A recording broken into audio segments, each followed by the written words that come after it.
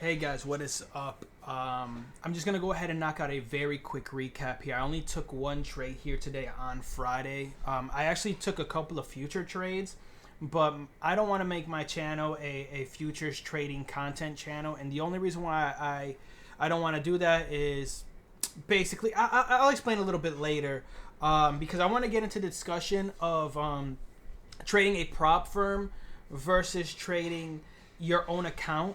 And I guess I'll do that right after I go ahead and discuss essentially the trades that I did go ahead and take today, or the one trade I took today. So today's Friday. It's November 21st, 2025. Sorry that you guys haven't seen me the last couple of days. Just been kind of busy. I didn't place a lot of trades anyways the last couple of days.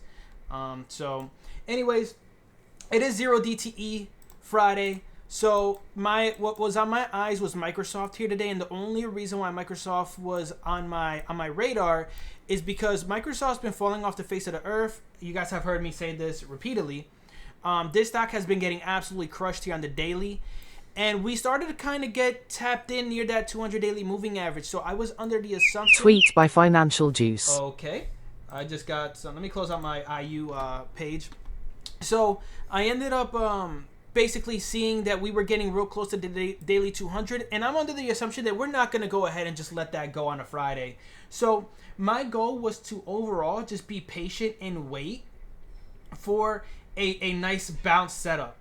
So what I went ahead and did was I actually didn't even have this on radar for the first almost half of the day.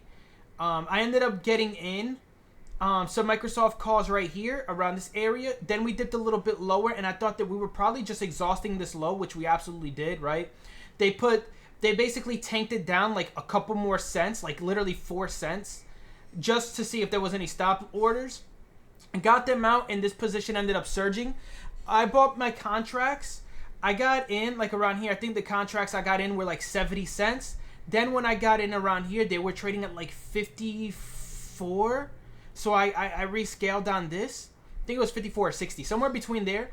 And then we get this nice kind of explosive move to the upside. And I take all my contracts off at VWAP. These contracts went over 60%. I ended up selling, I think, with a $1.30 per contract, when originally these contracts were being traded, at like 60, 50s. So we had that nice little lunge into VWAP. I took off. Obviously, I could have made more, and I had the 475 strikes, which sucks because the difference between me getting out here and me getting out up here was literally like almost $1,000 difference. Like, I'm not even like, if I would have held, and I thought Microsoft was possibly gonna go back green on the day. It hasn't yet. It's now above previous day lows, but the difference between here and here, just I guess implied volatility, them getting into the money. I don't know what it is, but it was almost like $1,000 difference. So that kind of sucks that I missed out on that opportunity. But I mean, at the end of the day, it is essentially what it is. I got in a good trade, got out of VWAP. You guys will always see this. I've always talked about it. I said it in my last video on Amazon and the Soxo trade. Anytime I'm trading something that's relatively weak, I'm immediately taking off my position towards VWAP or pre-market lows. It's just how I trade, because this is a relatively weak name. I'm not in the game to go ahead and hold whether this is going to end up being green, even though I thought it was. It's not even green yet, but my calls would have been significantly much more in the money had I held. But it is what it is, man. Like, I can easily come in here and tell you and lie to you guys and say, oh my God, I got out at the top, but I didn't. I got out VWAP, pre-market lows. So with that being said, that was my only trade of the day. Now, what I want to go ahead and discuss just for the next couple of minutes here is I want to discuss the differences between prop firm accounts, such as like Top Step and trading your own account, because I do have a Top Step account. I have one Top Step account that I do utilize and I trade on.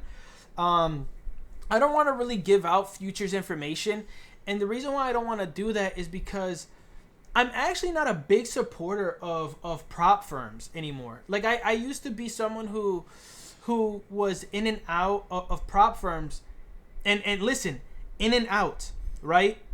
Being in a prop, being out. And you ask yourself, well, why are you constantly in and out? Well, that's because I would take payouts, and then I would blow up an account, then I would buy a bunch of accounts, then I would fail the combines. You know, I had to buy a bunch of other accounts and then fail again, and then I'll get because you know you always want to kind of get funded within like a couple of days so that you can start making real money, and that's one of the problems with prop firms is that you have to pass kind of this combine, and then if you run into a prop firm that isn't, they hit you with a consistency rule, and that is such a BS rule in my opinion. That like imagine putting yourself in a position where you're capable, you have a perfect setup, and you're capable of making $4,000, $5,000, $6,000 on the day, and you have to manage that because of the fact you have a consistency rule, you know. And then let's talk about the other thing is like, you know, when you have these prop firm accounts and you're getting paid out and things like that, and then you blow up an account, because it's usually inevitable, right? When you start taking out payouts, I mean, unless you really have like strict rules and you really know what you're doing, for the most part, 90% of you guys do not know what you're doing, by the way. A lot of you guys are simply just gamblers, which is why you guys sit here and spend $50 on a prop account, you know, and then $150 on an activation. Like, listen, I get it. Like some of you guys can't like actually open up your own account, whether it's due to the fact that you need $30,000 to trade equities or whatever the case may be. And if you're in that position and you are an established trader and you know exactly what you're doing, right? Then you know prop trading might be the greatest thing ever for you. But for a lot of people, and what I'm witnessing is a lot of people entering the prop game, they're entering prop firms with a gambler mindset, you know. And they'll go into these prop firms, and it's amazing, right? Because I'll see like a lot of these you know, social media influencers of trading, right? And it's always amazing because they love showing their payouts. They love showing, oh, look what I got paid out by Traderify. Look what I got paid out, you know, Top Step, so on and so forth. And they show all of this money, right? And then you have to ask yourself, well, they're showing payouts, but how much have they been paying, right, in order to get those payouts? How many failed combines did they do? How many, you know, how many activations did they fail, you know, before they got their payout? These are really important questions that you have to start asking yourself, because there's a lot of misguided information in the prop firm field. People glorify these payouts, you know, that these prop firms offers, or I shouldn't say the prop firm. I should say the individuals. You know, people glorify these guys, and then you have to peel back the layers, and it's like, of course they're showing the payouts. How about you show me all of your failed combines as well? Show me all of your blown up accounts after activating them without a payout. Show all, because I guarantee more than likely there may be slightly in the green, slightly in the red, or actually break even. Like, and that's the majority of the prop traders. Now there are some very, very great, you know, traders that trade prop firm accounts, but those are very few and far between. Like, it just is what it is. I think what the prop firm game is unfortunately doing to a lot of day traders that aren't trading their accounts anymore is they're turning them into perpetual buyers, right?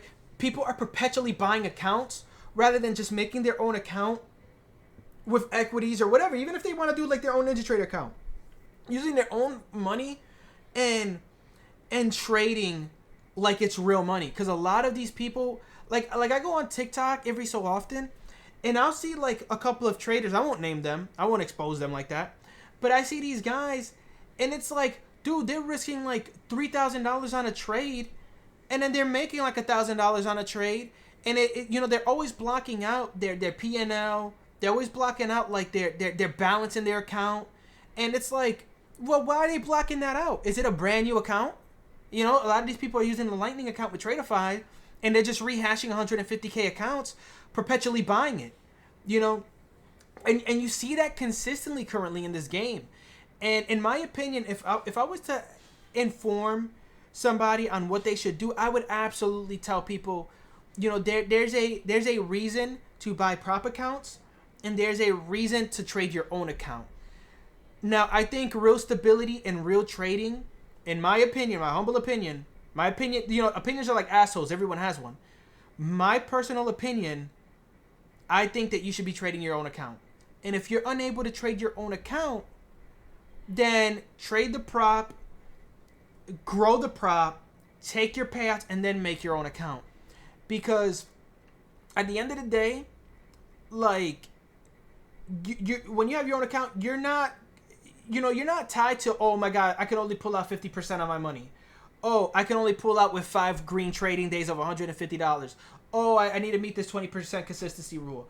So on and so forth. You guys get the gist. Like, there's so many little outlier rules, with some of these companies. And you got to ask yourself, well, why do they have that many rules? Just food for thought, man, because I'm seeing a lot of, and listen, I'm not against props because I use them too. I only use them on like really, really big days though. And, recently we've had quite a few big days, right, on futures. So just be careful, man. Don't get caught up in keeping up with the Joneses because these people are posting ridiculous P&Ls on these prop accounts that, they make $4,000 in a day, and then the next day they're down for $4,000. They blow up their prop account. Then they buy another prop account using TradeFi's Lightning, block out the balance so you don't even know if it's still the same account. You understand what I'm saying? I hope you guys understand.